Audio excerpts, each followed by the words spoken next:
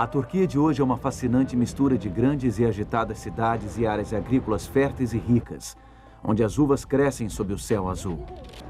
Seu povo é trabalhador e receptivo aos estrangeiros. Os turistas vêm aqui para conhecerem cidades da história bíblica ou para percorrerem locais que um dia dominaram a paisagem da antiga Anatólia.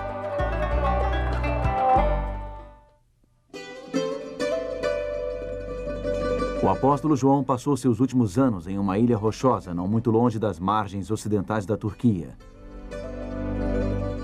Desta ilha, ele escreveu aos novos cristãos de 7 grandes centros. Muitos estavam sofrendo perseguição e opressão por parte do Império Romano. Hoje visitaremos a antiga Tiatira e conheceremos mais uma das cartas de uma ilha solitária.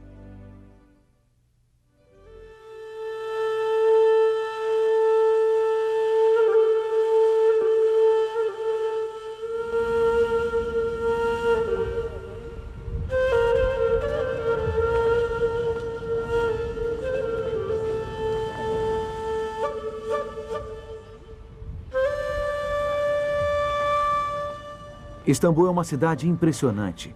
Cercada por muitas águas, ela possui um porto muito movimentado. Ela possui também uma das histórias mais ricas do mundo. Nesta cidade de 2.000 mesquitas, poucos visitantes poderiam supor que Istambul, antes conhecida como Constantinopla, foi o centro do mundo cristão por aproximadamente 1000 anos. Mas Constantinopla, com toda a sua glória, foi vencida. O trágico destino desta cidade tem algo a nos ensinar, muito importante, sobre sobrevivência espiritual hoje.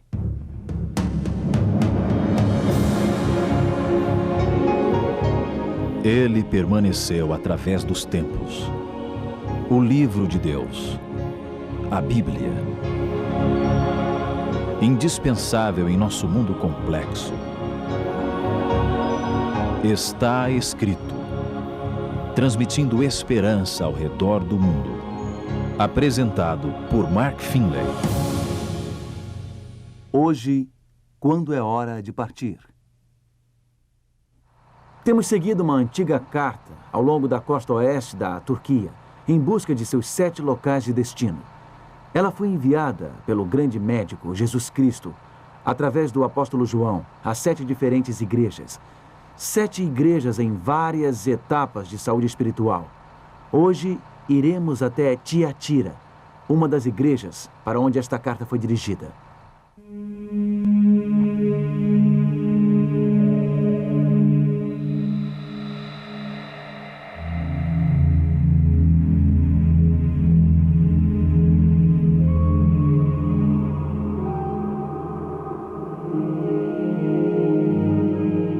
Hoje, tudo o que resta deste antigo centro comercial são estas pilhas de pedras e alguns pedaços de mármore e colunas coríntias. E esta antiga basílica no centro de Aksar, na atual Turquia. Há uma inscrição egípcia na tampa de um sarcófago de pedra, usado para sepultamento. Este é praticamente o único objeto conhecido que menciona, de forma específica, o nome Tiatira. O apóstolo João enviou a mensagem de Cristo a Tiatira, da ilha de Pátimos, onde ele ficou exilado. Tiatira era uma comunidade próspera, um importante centro de comércio e indústria. A cidade ficou famosa por seus poderosos grupos de tecelões e tintureiros de lã.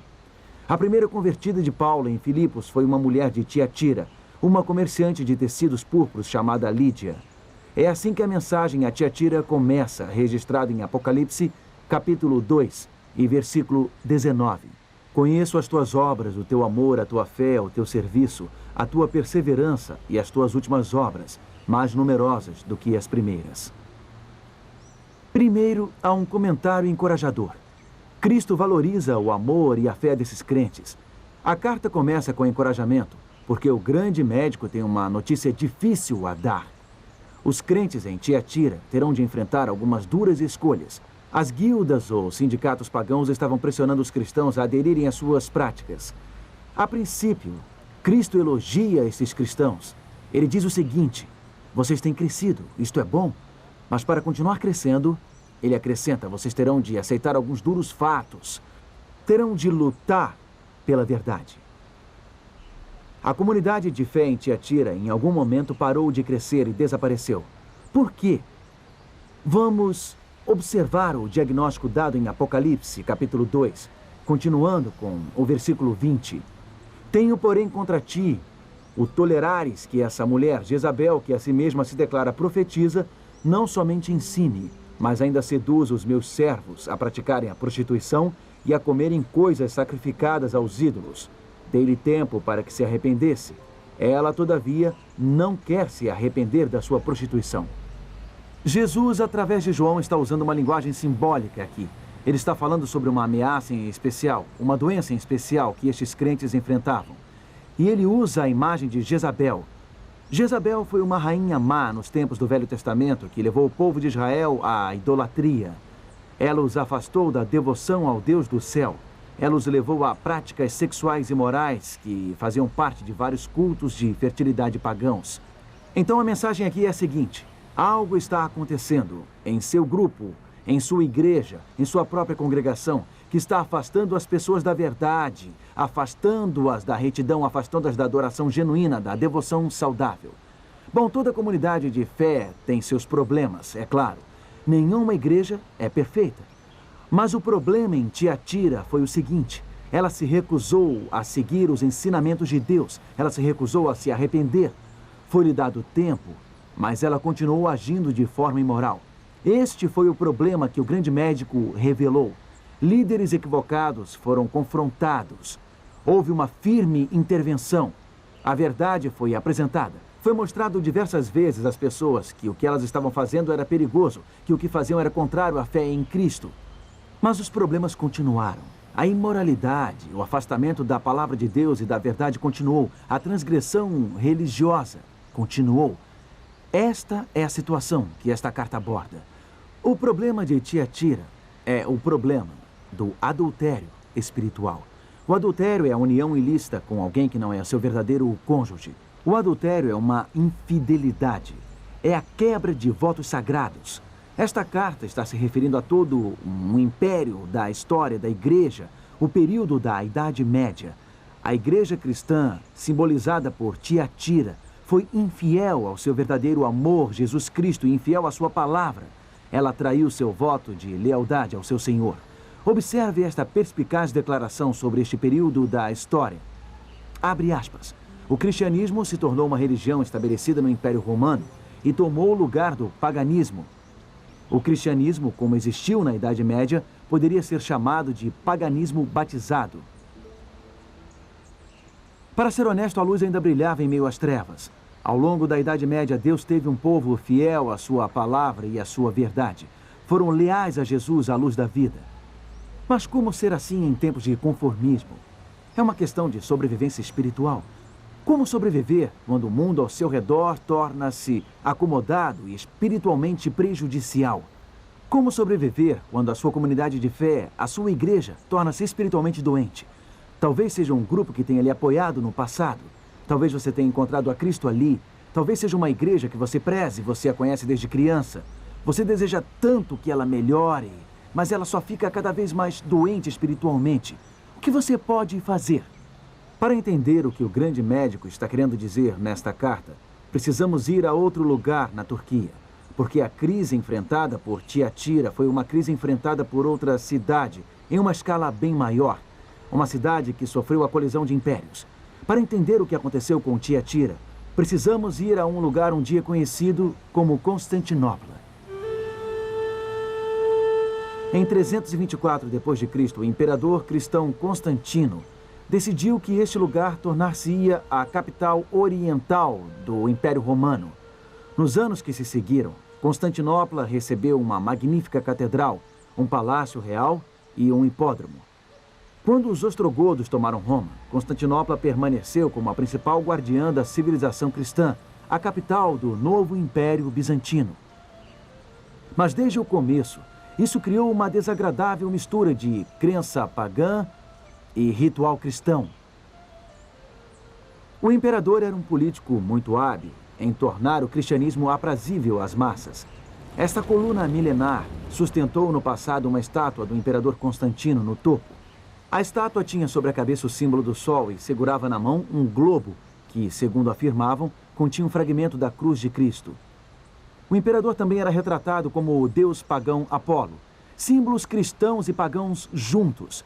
Constantino queria agradar a todos. É chamada a coluna de Aros hoje, devido aos aros de ferro em sua volta.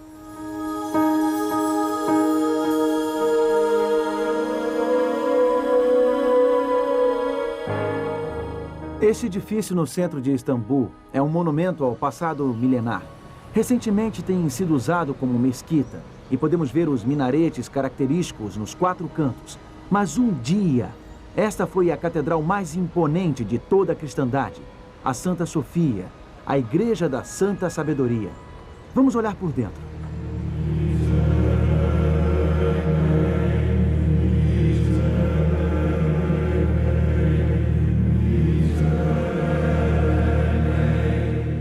Justiniano, o mais poderoso imperador bizantino, construiu esta casa de adoração. Ele criou um dos maiores espaços do mundo a ser ocupado por uma única catedral. Ela parece suspensa no céu. Cada som neste lugar ecoa intensamente até os cantos mais remotos da igreja, até suas galerias resplandecentes. Nos dá a sensação de que Deus ouve, Deus escuta cada oração que é levantada aqui. E a imensidão desta grande catedral sugere um Deus do céu e da terra infinito e ilimitado. A Santa Sofia foi uma eloquente declaração de fé, mas foi apenas uma das declarações que Justiniano e outros imperadores vieram a fazer.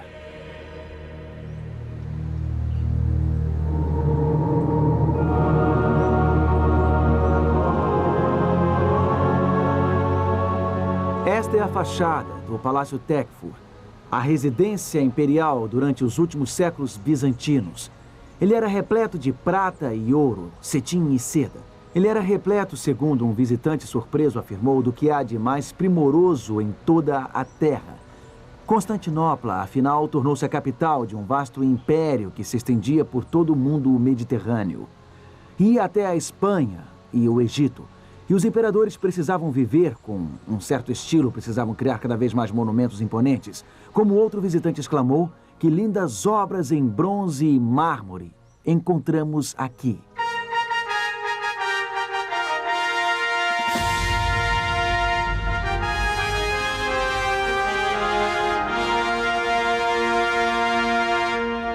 Aqui é onde ficava o hipódromo, um imenso estádio para corridas de carruagens, construído para competir com o Coliseu de Roma. Os cidadãos de Constantinopla lotavam este local para assistir seus heróis competirem. Cada carruagem era apadrinhada por um certo grupo, e esses grupos viravam facções e, posteriormente, milícias. As duas dominantes, as azuis e as verdes, tornaram-se cruéis e violentas. Este povo sabia como conduzir complicados debates teológicos.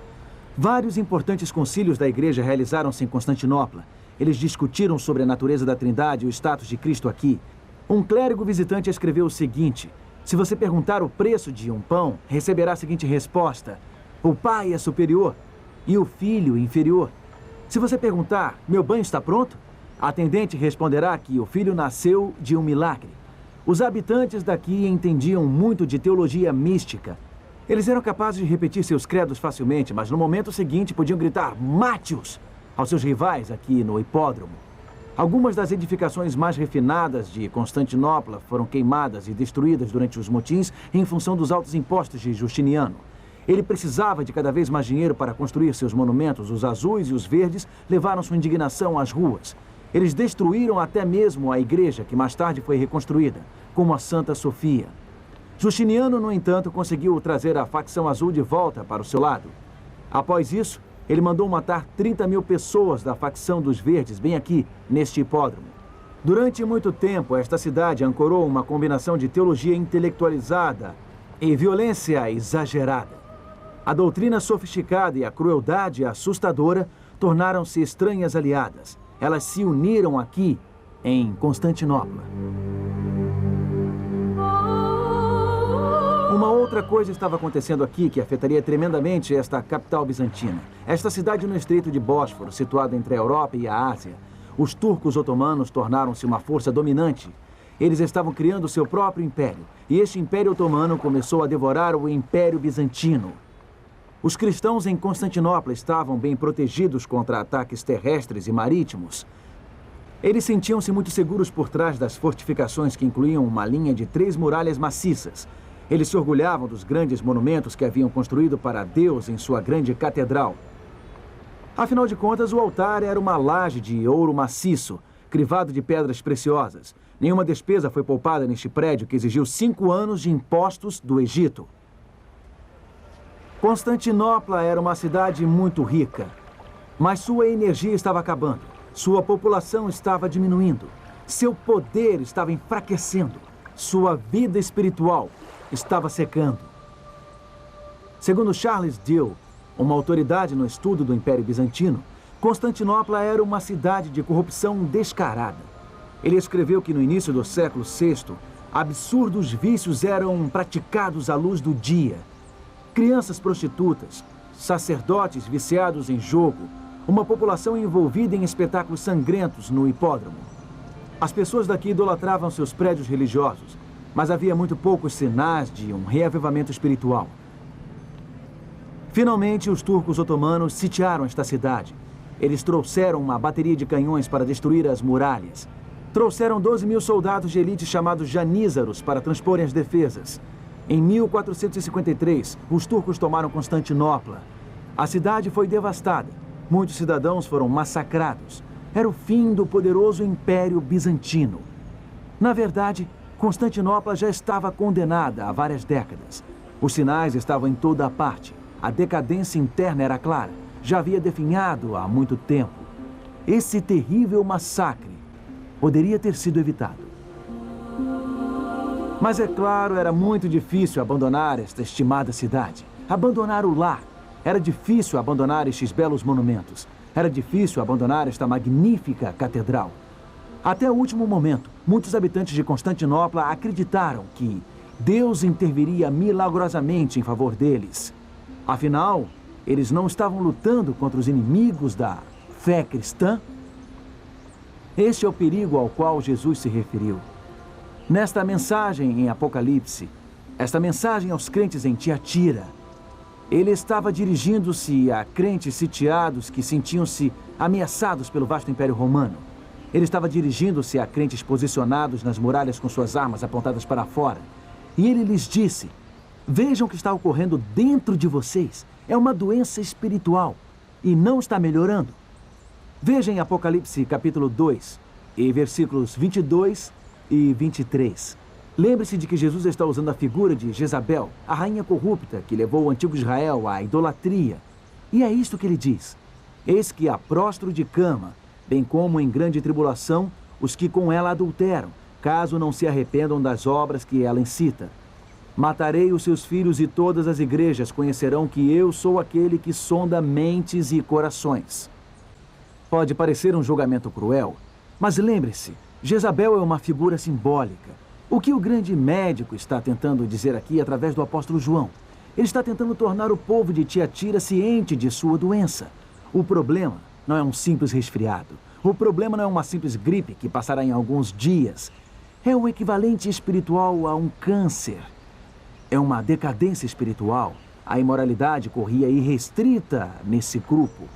E isso resultaria em uma grande tribulação. Resultaria em morte. Então Cristo simbolicamente prostra Jezabel de cama. Ele está dizendo: veja, esta é uma doença perigosa. Você não pode aceitá-la. Você não pode conviver com ela. Você tem que lutar contra a doença. Jesus continua a falar sobre isso em Apocalipse capítulo 2 e versículos 25 e 26. Então somente conservai o que tendes, até que eu venha.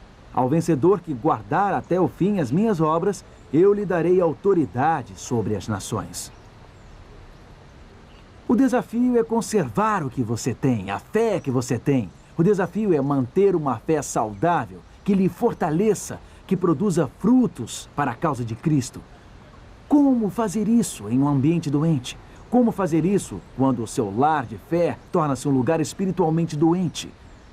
Bom, não existe apenas uma resposta para todas as situações, é claro. Não existe uma regra que se aplique a todos os ambientes espirituais. Portanto, o grande médico, nesta carta, não estabelece uma lei para todos, mas podemos ver um princípio muito importante, bem no início desta carta. Podemos ver algo importante na forma como o próprio grande médico é descrito. Vejamos Apocalipse, capítulo 2 e versículo 18. Estas coisas diz o Filho de Deus, que tem os olhos como chama de fogo e os pés semelhantes ao bronze polido. A forma como Jesus é descrito em cada uma das 7 cartas do Apocalipse está ligada ao conteúdo de cada mensagem. Aqui vemos Jesus com os olhos como chama de fogo. O que isto sugere? Sugere alguém cujo olhar penetra profundamente. Sugere um olhar que atravessa a aparência, que atravessa a máscara, um olhar que alcança o coração. Eu creio que o grande médico esteja nos dizendo: abra seus olhos. Veja o que está acontecendo ao seu redor. Não faça vistas grossas por estar acostumado. Não faça vistas grossas por estar olhando para a triste situação do lado de fora. Esta foi a tragédia de Constantinopla. Eles se apegavam aos seus hábitos religiosos, se apegavam às suas formas de religião, mas seu poder havia desaparecido. Existe algo mais que vemos na descrição de Jesus nesta carta. Seus pés são como bronze polido. O que isto sugere? Para mim, sugere que Jesus é capaz de dar passos firmes, de dar passos decisivos. Onde ele pisa, a terra estremece. Amigo, às vezes precisamos dar passos firmes. Às vezes precisamos dar passos decisivos. Às vezes é a hora de partir. É hora de seguir a Cristo e a verdade. Os cidadãos de Constantinopla tiveram muitas evidências de que era hora de partir, mas eles não conseguiram ver isso. É até compreensível que eles quisessem permanecer em seu estimado lar, que um dia havia sido o centro da civilização cristã. E nós podemos ter motivos, bons motivos, para nos apegarmos às nossas raízes religiosas, tradições, hábitos que nos acompanham a vida inteira. Mas às vezes um lar pode tornar-se um lar doente. Às vezes um lar pode tornar-se um lar destrutivo e cruel. E nós temos que saber o momento de partir. Não podemos simplesmente fechar os olhos e nos escondermos atrás dos muros. Não podemos apontar nossas armas para o que está do lado de fora. Às vezes, precisamos reconhecer que a tribulação e a morte ocorreram lá dentro, que a falsa tradição ocupou o lugar da verdade. Às vezes, precisamos partir. Acima de tudo, não queremos ficar presos ao que é familiar, até que a doença ao nosso redor resulte em morte. Nós não queremos ficar presos ao que estamos acostumados. Não queremos que nossas vidas espirituais sejam sacrificadas porque não conseguimos nos mexer, não conseguimos partir. Talvez você esteja se perguntando o que aconteceu aos crentes sinceros aqui em Tiatira. Será que eles acordaram antes que Jezabel os subjugasse? Ou eles ignoraram as evidências até ser tarde demais? Por favor, lembre-se de que o bom Pai do céu está operando neste momento para a sua saúde espiritual, para a sua cura espiritual. Ele quer poder lhe dizer: conheço as tuas obras, o teu amor, o teu serviço e a tua fé. Ele quer que você cresça espiritualmente na palavra. Então não permita nenhuma outra lealdade atrapalhar esse relacionamento com Ele. Não permita nenhuma falsa sensação de obrigação lhe manter em um lugar que ensine o contrário da palavra de Deus. Você pode seguir os decisivos passos de Cristo, cujos pés são como bronze polido. Você pode crer que Ele lhe mostrará um lugar melhor. Ele o levará a um lugar de liberdade. Ele o levará a um lugar onde você poderá crescer espiritualmente e ser alimentado por sua palavra. Então eu lhe convido nesse momento a assumir um compromisso. O compromisso de ir aonde Cristo o levar. Assuma o compromisso de ir aonde a verdade o levar. Aonde a palavra de Deus o levar. Talvez você possa produzir frutos onde você está. Talvez precise sair da cidade. Se afastar de uma situação destrutiva que não esteja em harmonia com a palavra de Deus, que é a verdade. Então olhe para onde está, com os olhos de Jesus. Veja pela sua perspectiva. Eu lhe prometo que você está seguro, seguindo a direção de Cristo. Eu lhe prometo que Ele o levará a um lugar onde você se sentirá bem. Um lugar onde você será alimentado por sua palavra. Vamos orar. Enquanto você assume o compromisso bem agora de seguir a Jesus e de seguir a sua verdade. Querido Pai, obrigado por se importar tanto com a nossa saúde espiritual. Obrigado por abrir os nossos olhos para coisas que podem nos prejudicar. Ajude-nos a seguir-te decididamente, ainda que signifique deixar nosso lugar de conforto, que signifique fazer mudanças difíceis a fim de seguir a Jesus e a verdade. Agradecemos por tua direção, cuidado e proteção. Oramos em nome do nosso Senhor e Salvador Jesus Cristo. Amém.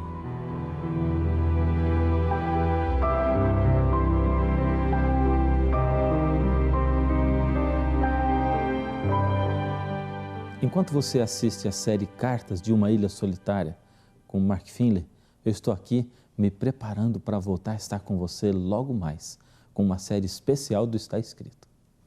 Se a gente não decidir de fato, Deus tem como agir em você, para você sair desse poço?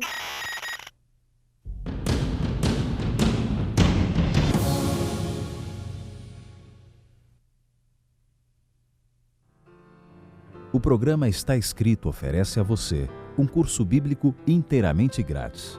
Este curso vai auxiliar você em seus estudos e o ajudará a encontrar respostas para suas mais intrigantes perguntas.